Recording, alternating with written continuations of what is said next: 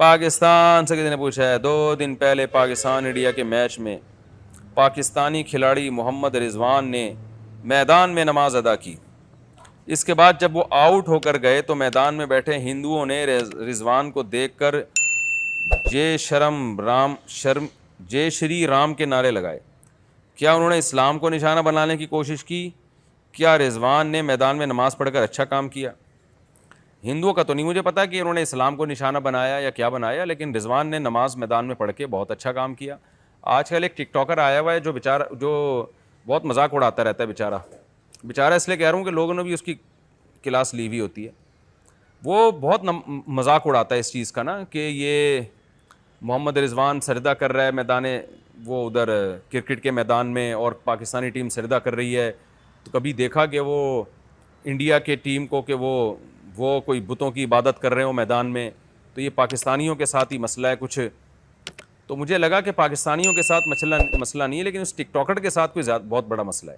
بھائی نماز پڑھنا سجدہ کرنا کسی کا ذاتی عمل ہے، تو آپ کو کیا اگر وہ میدان میں سجدہ کر رہا ہے یا نماز پڑھ رہا ہے اور اس پہ کسی کنٹری کو کسی لوگوں کو اعتراض نہیں ہو رہا، تو آپ کیوں ان کی نماز اور سجدے کا مذاق اڑا رہے ہو؟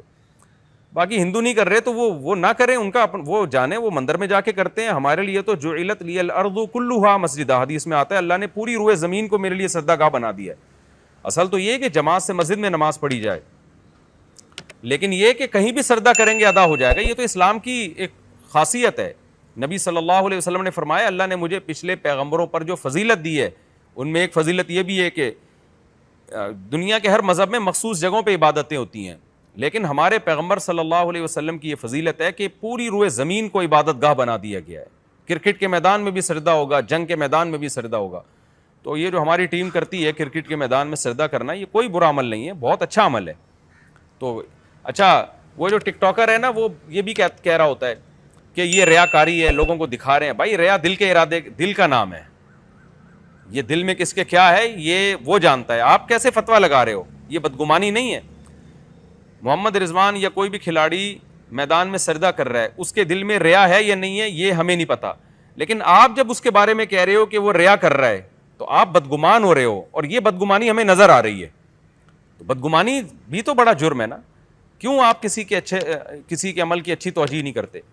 تو ہمارے کھلاڑی جو ہے وہ کہیں سجدہ کر لیتے ہیں، نماز پڑھ لیتے ہیں، تو کچھ ٹک ٹاکرز ایسے آ رہے ہیں جو لبرلزم اور سیکولرزم کو فروغ دینا چاہتے ہیں. وہ کہتے ہیں کرکٹ میں نماز کدھر سے ڈال دی ان لوگوں نے، کرکٹ میں سجدہ کہاں سے ڈال دیا؟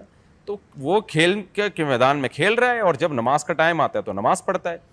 بلکہ اگر نماز قضا ہونے کا ڈر ہو تو ان پر واجب ہے کہ میدان میں نماز پڑھیں. وہ اگر نہیں پڑھیں گے شدید ترین گناہ گار ہوں گے. تو اسلام کو آپ کمپیئر نہ کریں دوسرے مذاہب کے ساتھ. ہم کسی کو چھیڑتے نہیں ہیں، نہ اسلام کسی مذہب کو چھیڑتا ہے. اگر ہندو اپنی عبادت کرنا چاہیں وہ کر سکتے ہیں، لیکن وہ نہیں کرتے تو وہ نہ کریں، لیکن مسلمان تو اپنا کام پورا کرے گا نا.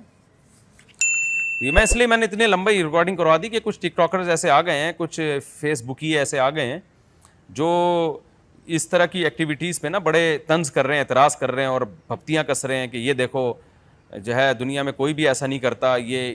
اور پھر یہ بھی کہتے ہیں انڈونیشیا کے کھلاڑی سجدہ نہیں کرتے، ملیشیا کے کھلاڑی سجدہ نہیں کرتے فٹ بال میں. اور مجھے نہیں پتا ملیشیا کی ٹیم ہے، یعنی اسلامی ملکوں کے نام لیے انہوں نے کہ وہ تو کرتے نہیں، صرف پاکستانی کر رہے ہیں. تو اگر پاکستانی کر رہے ہیں تو اچھا کام کر رہے ہیں میرے بھائی.